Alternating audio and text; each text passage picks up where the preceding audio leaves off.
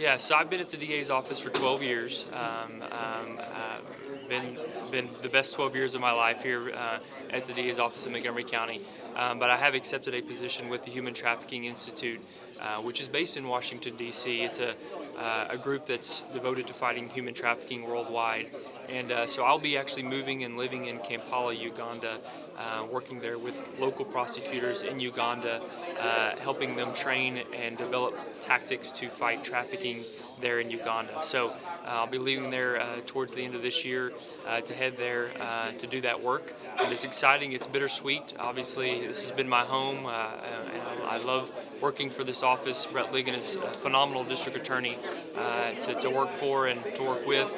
So we're going to miss that, but we're looking forward to what God has in store for us down the road. Your family, what do they think about this? Yeah, so family, they're excited. It's obviously bittersweet to leave, some of our friends and family here and that we've developed here, our church and things. But we're excited about the opportunities and the way that God can use us in doing this work. So my girls are excited for the adventure. They'll obviously have some cultural shock that will hit them, but we know that we're going to see the good in that and work through that and look to have a good time doing God's work in this part of Africa. How old are the kids?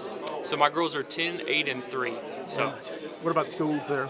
Yeah, we've connected with a very good school there that our girls will be going to. They have some good international schools there. Lots of good connections there with the government, so we're walking into a good support group there in Uganda, and they've already been a huge help to us, and we look to develop those relationships as we do the work there. What about weather-wise? Yeah, so from what I understand, it's an average yearly temperature of 78 degrees. So it gets into the 80s, low 60s. So that will be a nice change for us. We'll enjoy that weather. Obviously, there's a lot to do there in Africa, safaris and just understanding the culture and getting to do all that stuff. We're looking forward to that and making the best of our time while we're there before we come back. How you're talking as far as the trafficking there and everything. Tell me a little bit about what's going on over there.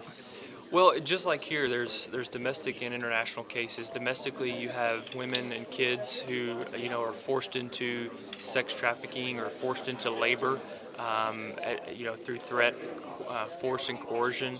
But you also have the Ugandans being exploited internationally, and that happens in a lot of ways. But one of the ways is, you'll have someone come in who's a recruiter from another country, promising them that there's going to be some great job in the Middle East or India or whatever.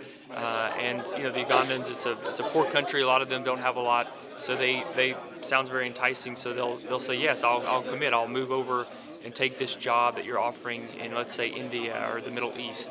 The problem is once they get there, they leave their family behind, kind of all their connections, and they get there, it's a different story. And they're often, instead of being paid for work, they're forced to engage in work, whether it be labor or they're forced to engage in sex and become exploited in that way. So it happens in both ways.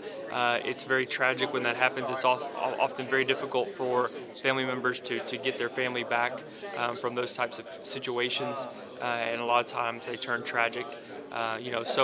It's just like everywhere in the world. This is occurring. It happens at different levels, but in Uganda, it's a major problem. What about how many of these from Uganda actually make it to the United States? Is there any numbers on that? Well, there's not. I don't know the exact numbers behind how many of the Ugandans are brought here. I'm sure that does happen as certain African countries, are exploited and brought into the U.S.